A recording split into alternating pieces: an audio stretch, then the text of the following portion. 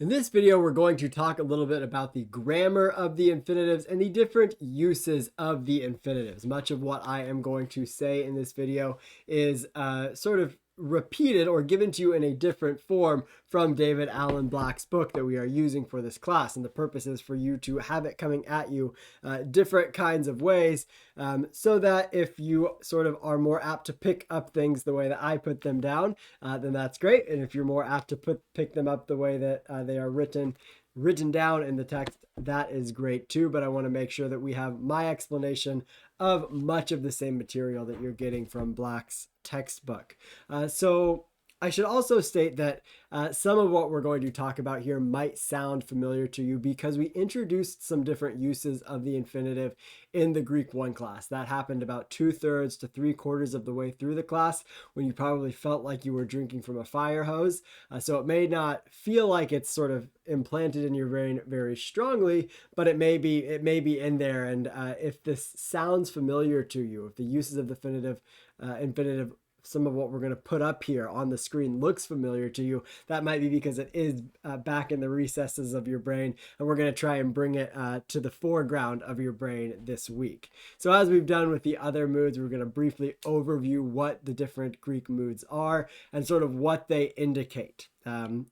See what I did there with the indicative that indicates a fact. So the action is viewed as real in the indicative mood. It really happened in the past, it really happened in the future, or it really will happen in the future time. There's sort of there's something that is a little bit more certain about the action in the indicative mood. Whereas in the subjunctive mood, the action may or may not happen, and there's different ways the possibility of the action is communicated, whether it be the deliberative subjunctive, which is a deliberation about whether or not a person or a group should take a particular action, or the hortatory subjunctive, which is an encouragement to a certain form of action. In both cases, whether the action or not will happen is uncertain from the speaker or the writer's perspective. The imperative is the mood of command. So there's a way in which the action is unknown whether or not it will happen. It's commanded that it should happen, but the speaker or writer is sort of not in control of whether or not that imperative or that command is heeded. And then what we're talking about in this video, the infinitive, is that pure idea of the verb.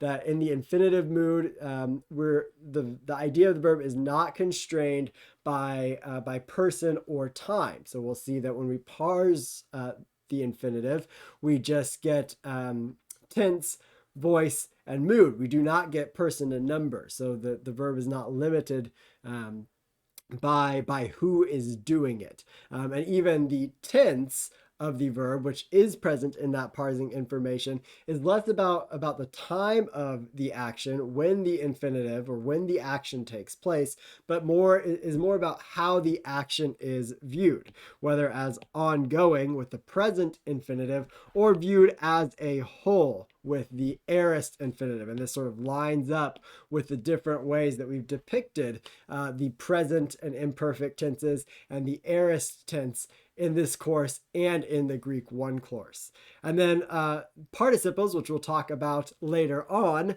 are verbal adjectives, taking parts both of verbs and of adjectives and functioning in conjunction both with verbs and with adjectives.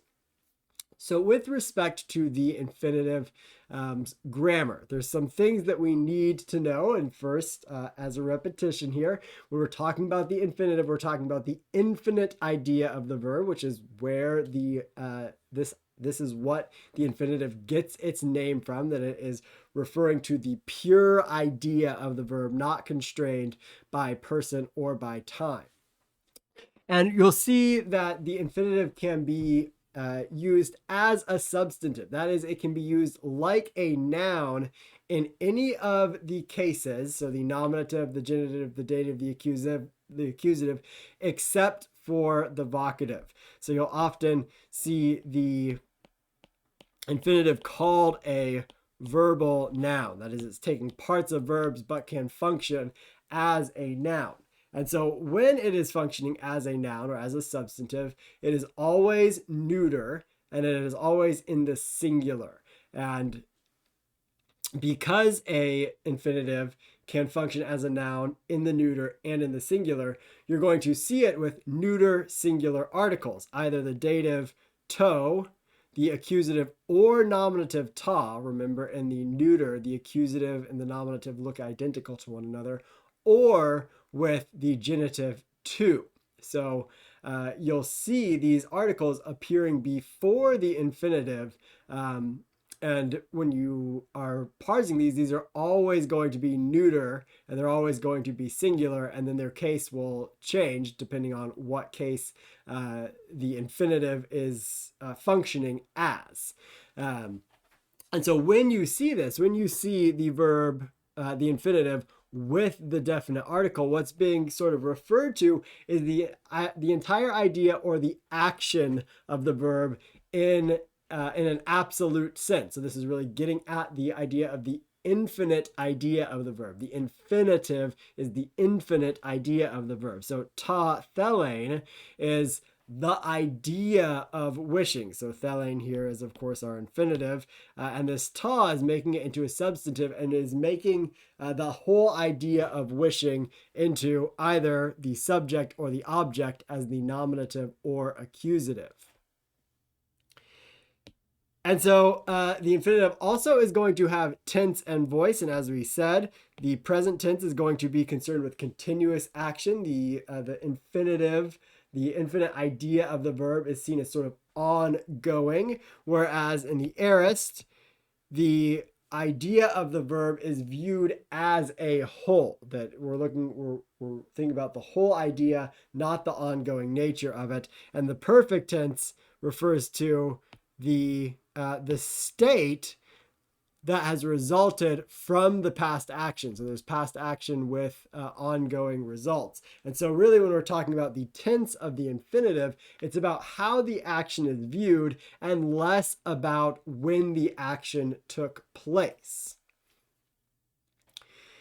Another very important thing to know about the infinitive, and we'll see some examples of this in a little bit, is that when the subject of the infinitive is not the same as the subject of the finite or indicative verb, the infinitive has an accusative subject. So you'll often see an accusative paired with an infinitive, and that accusative is functioning as the subject of the infinitive. In other cases, the subject of the infinitive is the same subject as that of the indicative verb.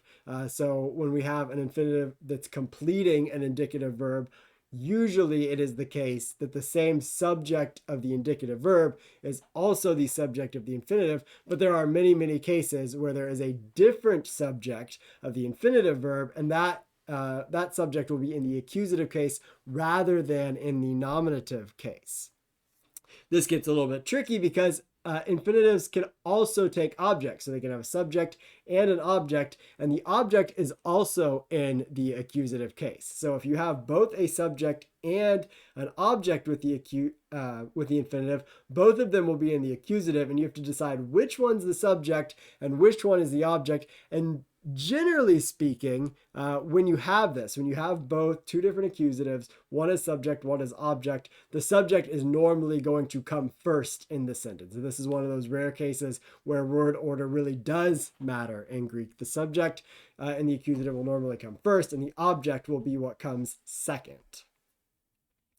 And so we're going to look at 9 different uses of the infinitive. These again are listed in black, but I want to walk through them so we have a sense of what they are. By far the most common is the complementary infinitive, and complementary insofar as completing, the completing infinitive, which takes the idea of the finite verb and completes it. So there's certain words like I am able, I wish, I begin, that beg to be completed by another verb, by the pure idea of another verb. I am able to teach. I wish to teach. I begin to teach. I need that to teach to finish the idea of these kinds of verbs. So we get this with you all are not able to serve God and mammon. So here the objects of our infinitive are theo and mammona respectively, but doulein is our infinitive finishing the idea of dounaste.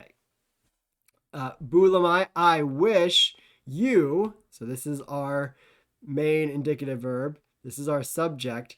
I wish you to, or sorry, this is our object of this verb. I wish you to know. And so not only is humas the object of bulomai, and in a way we could also sort of think of this whole phrase, excuse me, as the object of bulomai. I wish you to know. But as the accusative, humas is also the subject of the infinitive here. I wish you to know, and then hati, that, and then we'll go on to have what the writer wishes you all to know. So in both of these cases, bulomai and dunaste, we need something to finish the idea of that indicative verb, and so the infinitive is stuck in there to do that. The exegetical infinitive is an infinitive that's normally closely related to a noun or an adjective. That is, it further explains or gives us more information. So here we have I have, so echo is our main verb, our indicative verb. I have food. So this could be a sentence in itself. I have food. We have a subject, a verb, and an object, but then we get more. Fagain, right here, is our infinitive that's telling us more about the food. I have food to eat, and then we get a relative clause after it, which you don't know about. And then the infinitive in indirect discourse is when the thoughts of words or words of someone are reported in an indirect manner. So usually we have indirect discourse signaled by hati. We've seen this a lot in Greek. We normally just translate it that and then move in to that discourse. But there is another way to do this that is relatively common in the New Testament, and it's very common outside of the New Testament, and that is to use one of these verbs of thinking and perceiving followed by the infinitive and the accusative. So you see this down here in our example, the Sadducees who say, and then what they say is indirectly reported right here. Anastasin me enai. So enai is our infinitive of the to be verb, not to be anastasin, a resurrection. And notice how anastasin is in the accusative case because it's the subject of the infinitive to be. So the Sadducees say, excuse me again, there is no resurrection, where the discourse is being reported with an infinitive and an accusative subject. And then we have the substantival infinitive here when the infinitive serves as a noun itself. Just like a participle can function as a noun, so also can an infinitive do this either as a subject or as an object. So we have here, ha Petros lege, Peter said to Jesus, Rabbi, kalon estin, it is good.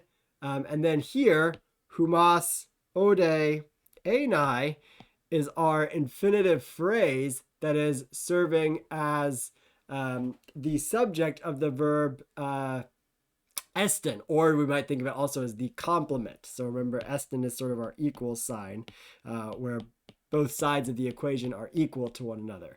In any case, what we have is hemas in the accusative, hode here, and enai, again, that to be form of the infinitive. Good for us to be here.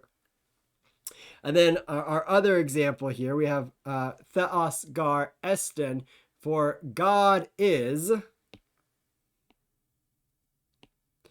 the one energizing in you and working in you, both. So we have a both and here, kai, both. So what is being worked is, these are going to be the object of our participle over here. What is being worked is ta thelein, the willing, or the idea of willing, or just the will, and ta energein, and the energy or the idea of energizing, energeo. So in both of these cases, we have these as the object of the participle, these infinitives as the object of the participle, with the definite article stuck in front of them in the accusative. And then another very common use of the infinitive is the infinitive of time, that we'll find the infinitive following these different prepositional phrases to indicate when something happened, when the idea of the main verb happened. So with prin or prin a, we get the translation before. In to plus the infinitive, excuse me, means while. Meta ta with the infinitive is after, and heos ta is until. These three are all related to one another, or they're all easy to be confused, I should say. We have the infinitive of purpose, result, and the causal infinitive. The infinitive of purpose indicates the purpose for which something happened. It sort of imports intention into the action. They led him away in order to crucify him. And you'll often see ace ta as a sign for the infinitive of purpose. The infinitive of result doesn't import as much intention. The sort of result happened, but it wasn't necessarily intended to happen. So they filled both boats so that they began to sink. So and you'll see this hoste is often accompanied with the infinitive for the infinitive of result. The result is that the boats began to sink, but it wasn't necessarily intended that they would sink. And then with dia ta, this is going to indicate the cause for which something happened. So dia ta me eken. So this is our infinitival phrase here. Not having root. So because it did not have root, ridzan, it withered. So we're given the reason why something happened, the cause of it. And then lastly, and by far the most rare infinitive, is the imperatival infinitive, when the infinitive is used as a command. The reason this is most rare is because there's a really great other way to make a command in Greek, and that is by the imperative mood. So one example from the New Testament here is kairein, to rejoice, if we were to just do it as an infinitive, with the rejoicers, to weep with the weepers. That doesn't really make sense in English, and so we put it as an imperative. Rejoice with the rejoicers, weep with the weepers. And here I give you our sort of handy grammar cheat sheet for the different kinds of the infinitive, and then what you'll see it with, or how it's sort of indicated that this is the kind of a infinitive at play, and then the translation or the function of it. So when I give you these in quotation marks, I'm telling you that these are sort of the most normal translations of those. And when I don't give you quotation marks, I'm giving you sort of a sense of what the function is. So I want to conclude by giving us a lecture pause by way of review. So we're going to have 4 different sentences here where I've underlined the infinitive and given you the translation. And what I want you to do is, for each one, see if you can't identify what kind of infinitive we have. And when you unpause, I'll jump in and give you my answer. So our first one, we have ha pimpsas me baptizein. So the one sending me, this is a participle. And me is the object of the participle, to baptize. So which one of these infinitives do you think we have over here? So I would say that we probably have an infinitive of purpose, sending me in order to baptize. So even though we don't have to, ace ta, pros ta, or hoste or hos, the bare infinitive can also indicate purpose. So our next one here, we have, let's see if I can get rid of that. We have meta de ta paradathanai ton aionon elthane ha Iesus eistain Galileon. So after John was handed over, this is our infinitival phrase right here. So which one of these uses or functions of the infinitive do we have going on? That's right, infinitive of time with meta ta. So meta ta with the infinitive, and we have this postpositive de stuck in right there. So it cannot be first in the clause, so it comes in after meta. And then our third one, erxata legein ha petros auto. So Peter is our subject, began is our main verb, legein, to speak to him. Which use of the infinitive?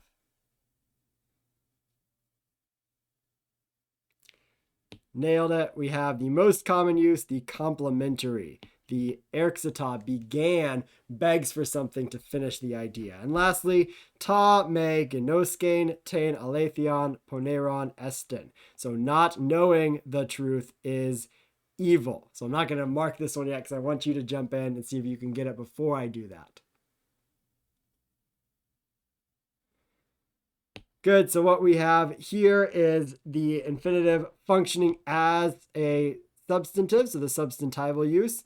This whole idea here of not knowing the truth is the subject of the verb esten, and then poneron is the complement. Here it's in the nominative accusative, which is why we have that on ending.